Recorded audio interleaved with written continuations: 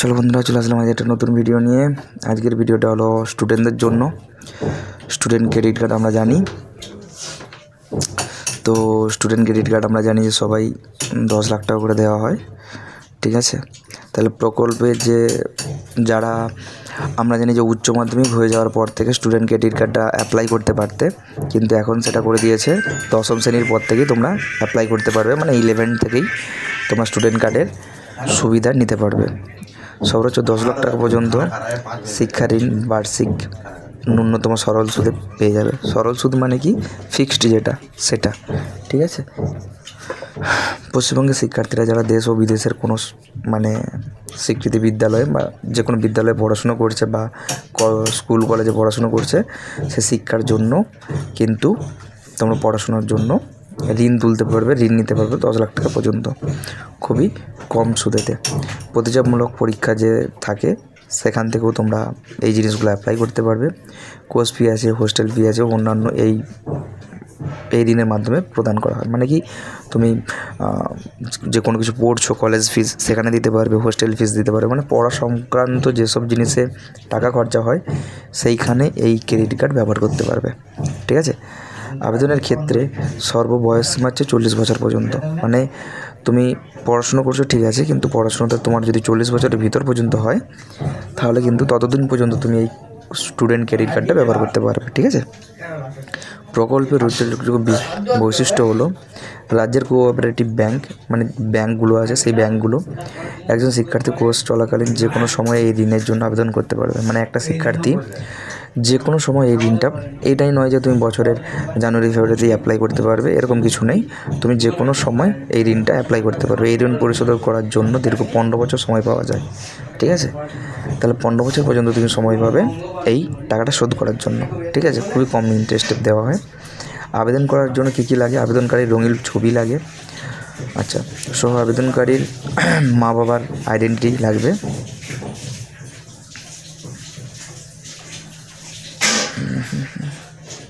Actually এই পেজটা যে আছে এই পেজটাতে একটু অ্যাডের জন্য দিতে হয়, কারণ এই সবগুলো দেখে রাখতে হয়, কেউ তো ফ্রি পেতে দিতে চায় না, ঠিক আছে। স্টুডেন্ট ক্রেডিট কার্ড তো মা বাবার আইনি অভিভাবক তাদের রঙিন ছবি দিতে হবে, আচ্ছা। আবেদনকারীর মোবাইল ফোন নাম্বার দিতে হবে, ইমেল আইডি দিতে হবে, আবেদনকারীর স্বাক্ষর দিতে হবে, ঠিক আছে, মা বাবার স্বাক্ষর দিতে হবে, আবেদনকারীর আধার কার্ড, প্যান কার্ড যদি প্যান কার্ড থাকে, অভিভাবকের সঠিক প্রমাণপত্র ঠিকানার, ঠিক আছে, অভিভাবকের প্যান কার্ড দিতে হবে, শিক্ষাগত প্রতিষ্ঠানের ভর্তির প্রমাণপত্র দিতে হবে, মানে যে তুমি স্কুল বা কলেজে ভর্তি হবে তার প্রমাণপত্র দিতে হবে শিক্ষা প্রতিষ্ঠানে, আচ্ছা। ড্রাইভারি লাইসেন্স, আবেদনকারীর বয়সের প্রমাণপত্র দিতে হবে, প্যান কার্ড, আধার কার্ড বা 10ম শ্রেণীর বোর্ডের অ্যাডমিট কার্ড, ড্রাইভারি লাইসেন্স যেটা ইচ্ছা দিতে পারো। আবেদনকারী সর্বশেষ যোগ্যতা নিরীক্ষা পরীক্ষার সার্টিফিকেট বা মার্কশিট দিতে হবে, ঠিক আছে, যে লাস্ট পরীক্ষা তুমি দিয়েছিলে সেই পরীক্ষাটার সার্টিফিকেট বা মার্কশিট দিতে হবে।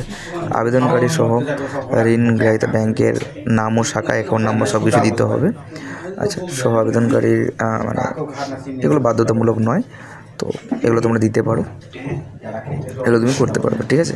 আচ্ছা, আবেদন কীভাবে করবে তার একটা যদি আমি তোমাদেরকে পেজ দেখিয়ে দিই, দেখো, প্রথমে যখন স্টুডেন্ট ক্রেডিট কার্ডের জন্য ওয়েবসাইটটাতে ওপেন করবে, এই হচ্ছে ওয়েবসাইট, ঠিক আছে। তো এই ওয়েবসাইটটাতে ওপেন করবে www.bscc.gov.government.in, ঠিক আছে। ক্লিক করলে এখানে দেখবে যে click on registration on student, ঠিক আছে। রেজিস্ট্রেশন যখন যে এটা খুলবে তখন ফরম্যাটটা বেরিয়ে যাবে। ফরম্যাটটা কী বেরিয়ে যাবে দেখো, এখানে সব কিছু লেখা আছে, তোমার নাম, middle name, last name, date of birth, gender দেবে, আধার নাম্বার দেবে, ঠিক আছে। যেগুলো স্টার দেওয়া আছে, যেমন আধার নাম্বারের পাশে স্টার দেওয়া আছে, এই স্টারগুলো দিতেই হবে, ঠিক আছে।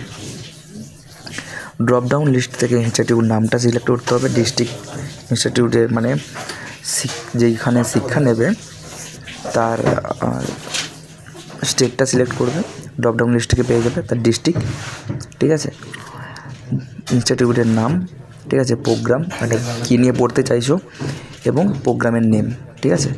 মোবাইল নাম্বার দেবে, ইমেল আইডি দেবে, ইমেল আইডিটা দুবার দেবে, ঠিক আছে। এবার কি তোমরা পাসওয়ার্ড দিলে একটা পাসওয়ার্ড দিতে চাও, ঠিক আছে, পাসওয়ার্ডটা একটু স্ট্রং দেবে, কনফার্ম পাসওয়ার্ড মানে সেই পাসওয়ার্ডটাই আবার একবার দেবে, ঠিক আছে। এখানে ইয়েস করে দেবে। দুয়ারে সরকার থেকে যদি করো তাহলে দুয়ারে সরকার রেজিস্ট্রেশন নাম্বার দেবে, যদি অনলাইন করো তাহলে এর নো করে দিলে এই অপশানটা আসবেই না, ঠিক আছে। দুয়ারে সরকার ক্যাম্পের ব্লকগুলো দিয়ে দিবে, অ্যাপ্লিকেশান নেমটা দিয়ে দিলে। আচ্ছা, এই যে মোবাইল নাম্বারটা দিয়েছিল তোমার, সেই মোবাইল নাম্বারে একটা ওটিপি আসবে, সেই ওটিপিটা সাবমিট করে দেবে। এইভাবে দেখবে তোমার ডেট অফ বার্থ আর সব কিছু, জেন্ডার, যে ডিস্ট্রিক্ট, ইনস্টিটিউশন নাম সব কিছু এখানে চলে আসবে, ঠিক আছে। কত দিনের তোমার প্রোগ্রাম ডিউরেশন, কত বছরের, ঠিক আছে, সবগুলো চলে আসবে।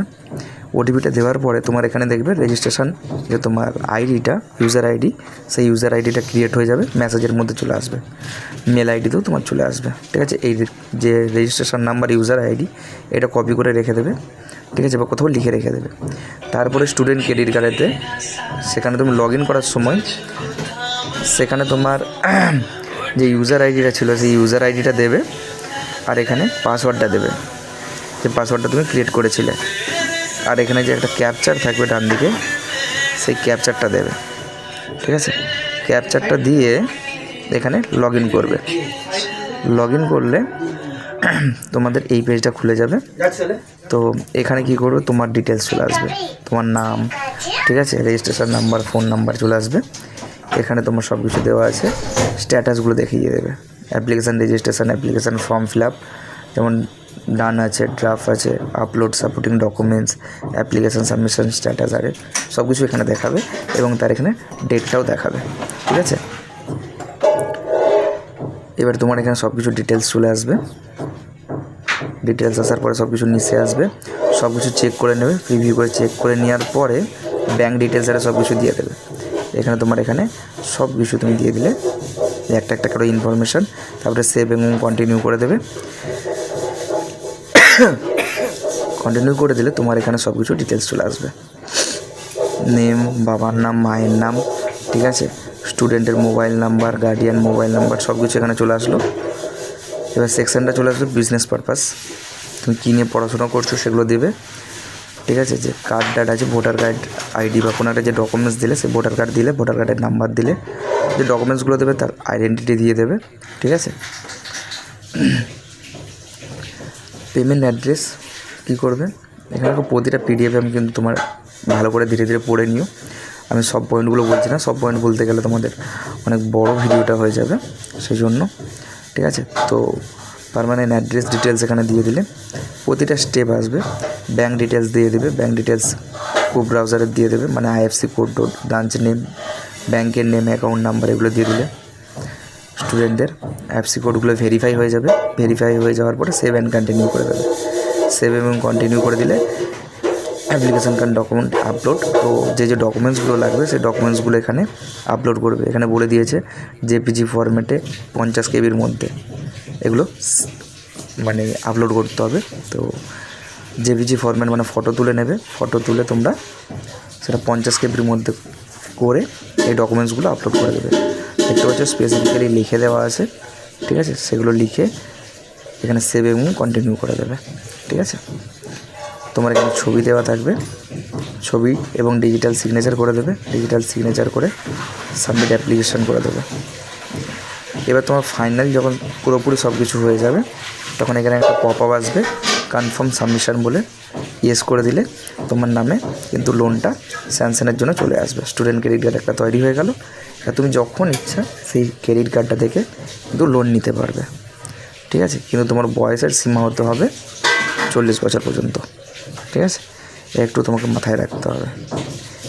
এবং এখান থেকে তুমি তখন সব কিছু স্ট্যাটাস জানতে পেরে যাবে, ঠিক আছে। তো আগে ছিল তোমরা এটা এইচএস পর্যন্ত করতে পারতে, এইচএসের পরেই কিন্তু স্টুডেন্ট ক্রেডিট কার্ডটা নিতে পারতে। আর এখন করে দিয়েছে মাধ্যমিকের পরেই কিন্তু তোমরা এই জিনিসটা অ্যাপ্লাই করতে পারবে। অ্যাপ্লাই করতে পারলেও,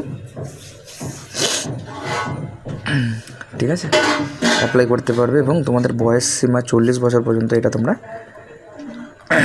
ইউজ করতে পারবে, ব্যবহার করতে পারবে, ঠিক আছে। চলো, এটাই ছিল তোমাদের আজকের ভিডিও।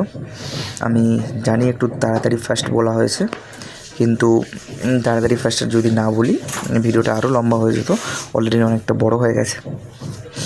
বাই। বাকি তোমাদের এর উপরে যদি কোনো ডিটেলস ভিডিও দরকার হয় আমাকে জানিও, আমি সেটার উপরে ভিডিও বানিয়ে দেবো, ঠিক আছে? চলো আজকের ভিডিও এখান পর্যন্ত, দেখা হবে নেক্সট ভিডিওতে। ভিডিওটা ভালো লাগলে প্লিজ লাইক করো, ইউটিউব দেখে দেখলে প্লিজ চ্যানেলটাকে সাবস্ক্রাইব করো, আর ফেসবুক থেকে দেখলে ফেসবুক পেজটাকে লাইক করে ফলো করে দিও।